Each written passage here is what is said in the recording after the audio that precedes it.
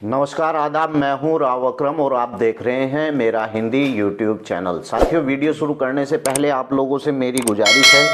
कि मेरे इस चैनल को आप लोग सब्सक्राइब कर दें और साथ में बेल आइकन की घंटी को दबाना ना भूलें। तो चलिए आज की वीडियो में हम जानकारी करते हैं उत्तर प्रदेश भूमि संबंधित कानूनी जानकारी और उनके शासनादेश। यानी कि भूमि के संबंध में हर व्यक्ति को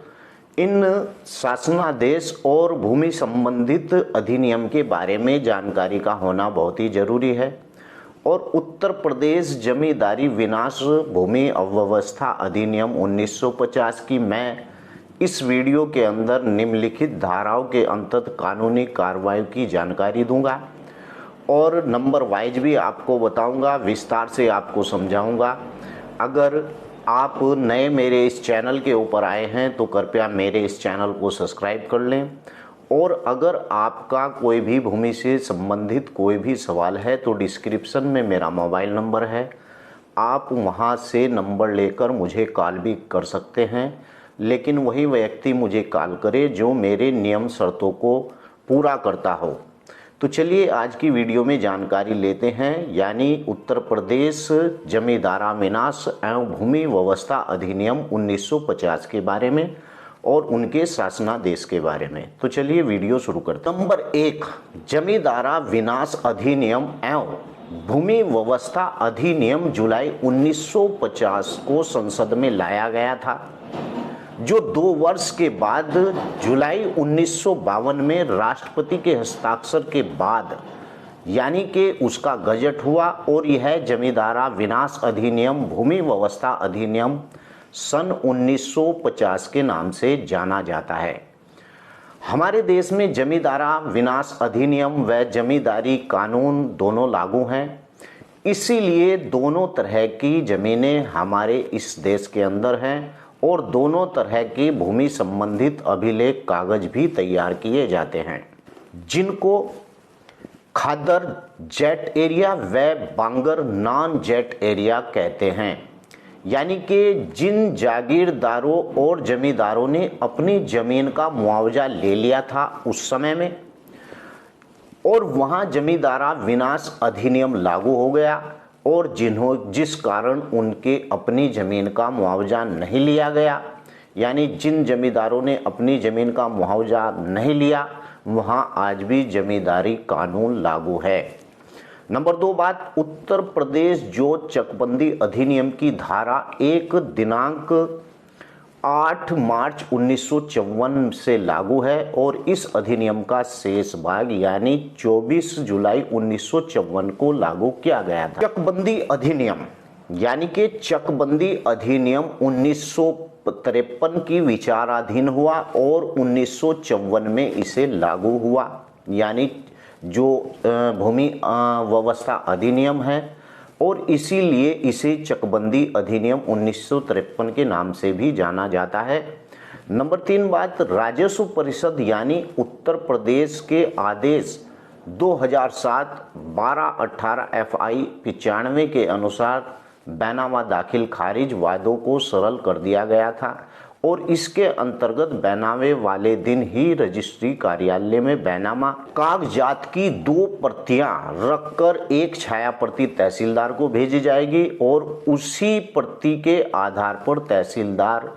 जो जमीन का क्रेता और विक्रेता है, यानी जो सह खातेदार और ग्राम पंचायत के समन भेजा जाएगा। यानी कि इस प्रकार से उसको ग्राम पंचायत के अंदर एक समन भेजा जाएगा अगर वह किसी रजिस्ट्री को ले रहा है, यानी विक्रेता को भी भेजा जाएगा और क्रेता को भी वह समन भेजा जाएगा ग्राम पंचायत के अंदर और उसे समन को भेजकर दाखिल खारिज की तारीख की सूचना देगा। और दाखिल खारिज की जो अवधि, जो म्याद रखी गई है इस नियम के अंदर 35 दिन रखी गई है। इससे विक्रेता जेवी अधिनियम की धारा 156 यानी धारा 157 सीलिंग के अंतर्गत नहीं है का शपथ पत्र हल्फनामा अनिवार्य देना बहुत ही जरूरी होता है, जो क्रेता होता है और विक्रेता होता है। इस शासनादेश से यानी अब काश्तकारों को दाखिल खारिज वाद प्रस्तुत करने की आवश्यकता यानी एसडीएम या तहसीलदार की अदालत में नहीं होता है और पंजीकृत होकर उसे 35 दिन की अवधि के अंदर निरस्त कर दिया जाता है और उस प्रकार से जो क्रेता होता है उसका नाम दाखिल खारिज कर दिया जाता है। नंबर 4 बात, उत्तर प्रदेश शासन संख्या यानी 304/1 और 110 यानी 2/3 1994 के अनुसार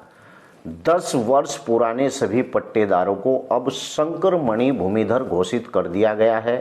यह आदेश 14 जनवरी 1995 से पूरे उत्तर प्रदेश में लागू था। साथ ही जिन पट्टों की अवधि यानी अवधि आगे की पूरी हो जाती है 10 वर्ष की, तो शासनादेश में यह भी व्यवस्था दी गई है कि जो भूमिहीन खेतीहर मजदूर अपने ग्राम समाज की जमीन पर 30 जून सन 1985 के पूर्व से काबिज है, उन्हें गांव का बेदखल नहीं किया जा सकता, यानी उस ग्राम समाज की संपत्ति के ऊपर से, बल्कि वह मालिक हो जाएगा। यानी जो व्यक्ति 30 जून 1985 से ग्राम समाज की भूमि के ऊपर कोई काबिज है तो उस व्यक्ति को उस भूमि से बेदखल नहीं किया जा सकता और वह उस भूमि का मालिक हो जाएगा। नंबर 5 बात, उत्तर प्रदेश के आदेश पारित किया है कि जब विरासत के मामले में मृतक की विधवा का नाम भी सम्मिलित किया जाएगा। यानी कि पहले ऐसा नहीं था, लेकिन उत्तर प्रदेश सरकार के आदेश में यह पारित किया गया है कि अगर कोई मृतक होता है तो मृतक की विधवा का नाम भी सम्मिलित किया जाएगा, अर्थात विरासत में लड़के के साथ उसकी मां का नाम भी सहखाते के रूप में दर्ज किया जाएगा।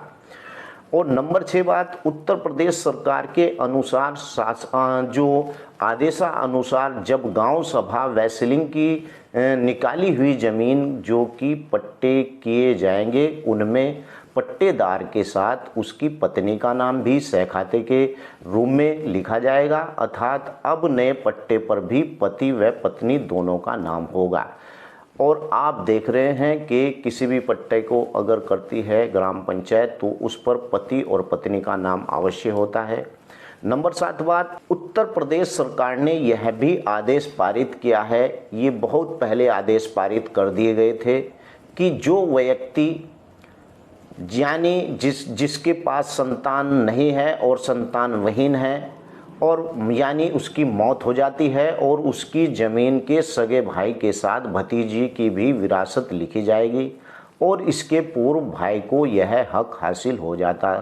था। और अब यदि भाई खत्म हो चुका है तो भतीजे की विरासत का हकदार होंगे।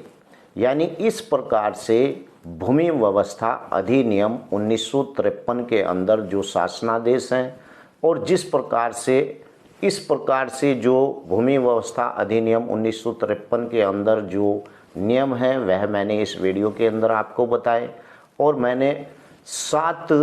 पॉइंट पर आपको जानकारी दी। अगली वीडियो में उससे आगे भी भूमि व्यवस्था अधिनियम उत्तर प्रदेश 1953 के बारे में अगली वीडियो में जानकारी दूंगा। तब तक के लिए जय हिंद, जय भारत, खुदा हाफिज।